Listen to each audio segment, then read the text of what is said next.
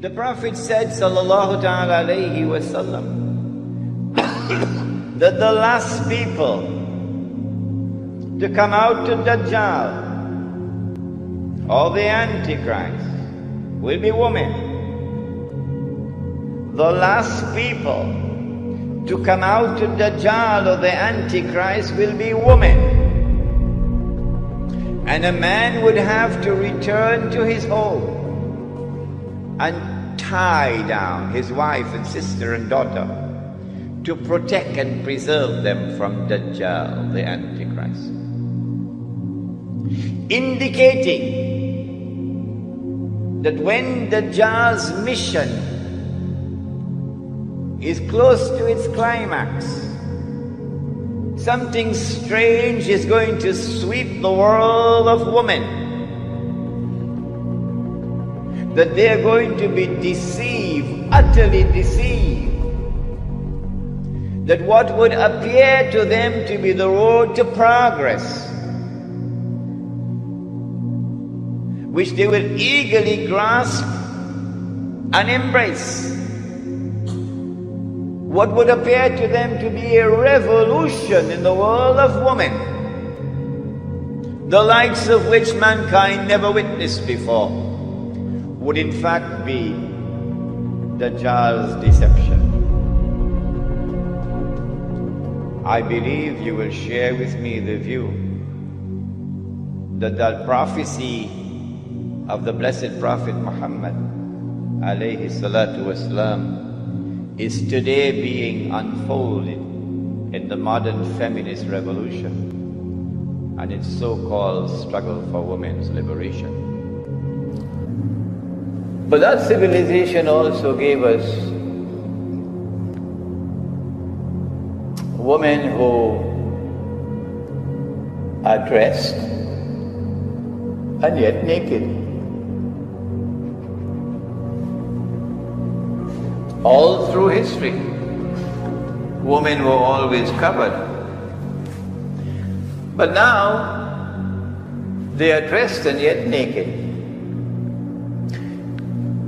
It started with the taking off of the head covering. Oh, now I'm free. I'm free from this bondage, the covering of the head. Okay, let's see where you're going. What they call a baby. Baby. And then the arm is become bare. Oh, you're making progress.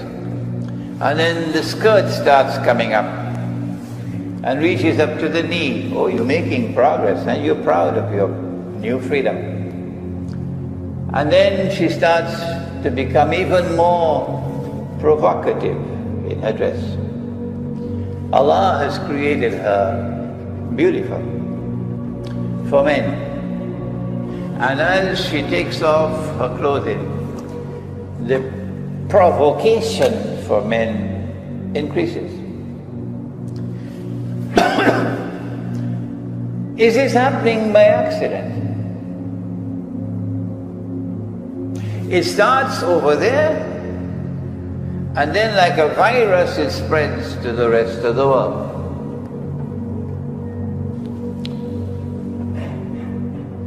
The revolution in dress, because she is dressed and yet naked, obviously has a sexual repercussion. And it leads to a sexual revolution, where the barriers which were built by society concerning the sexual bond are now dismantled. And eventually, sex is as free as the sunshine. You come a long way, baby. Huh? Sex is now as free as the sunshine. Well then, the implication would be universal zina. people eventually won't bother about getting married. Marriage is for the birds. Yeah, we the young ones, we live a different way. We shack up. A boy and a girl decide we want to live together, we shack up. And we say to society, this is a new lifestyle. We shack up. And when we have a falling out, we just shack out. And this zina becomes now commonplace and acceptable. So in a similar way, what used to be considered to be detestable, zina, now becomes commonplace and acceptable. Is this happening by accident?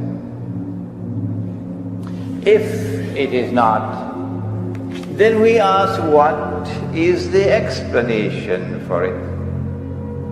We have an explanation in Islamic eschatology, and this is ours. If you differ, then please tell me what is yours. Nabi Muhammad alayhi salatu wasalam explained to us the sexual revolution. It's not just zina. No. Eventually you reach saturation point in the number of women you can have, and then it no longer excites you. So then you turn to something else, because now men will dress like women. Yes. If a man is to dress like a woman, the first thing he has to do, whether you like it or you don't, whether you approve of what I say or you don't, the first thing he has to do is to shave off his beard. It doesn't matter to them that it was Allah put the beard on their face. No, you made a mistake. I'm taking it off. Because the modern world considers the clean-shaven face to be one of progress. And the beard represents backwardness. So the first step on the road, if men are to dress like women, is to shave off the beard. Why would a man want to dress like a woman? Answer: so that he can attract another man. And so the sexual revolution eventually must spawn homosexuality and lesbianism. Inevitable. And that is already occurring in the world today. But that's not all. Eventually, you have to search beyond homosexuality and lesbianism to get your high. Nothing else is working now, and I'm in search of that high, to become high. So then you turn to children.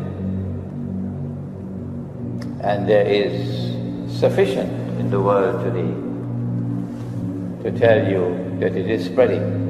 The sexual exploitation of children. Is that the end of the road for the sexual revolution? No. You still have animals left behind. You still have animals. ثُمَّ رَدَدْنَاهُمْ أَسْفَلَ السَّافِلِينَ. Nabi Muhammad alayhi salatu wasalam gave us the explanation for this phenomenon, this sexual revolution. And he said to us that this was Dajjal's sexual revolution. If you have another answer in your university, in the Department of Gender Affairs, come on and give it to us. We are waiting for it. The Department of Gender Affairs of your ministries or of your universities. Ours is, this is Dajjal. In other words, Dajjal will be brainwashing women, and they'll be so mesmerized, so hypnotized by Dajjal, so totally captivated that they will lose the capacity to think properly.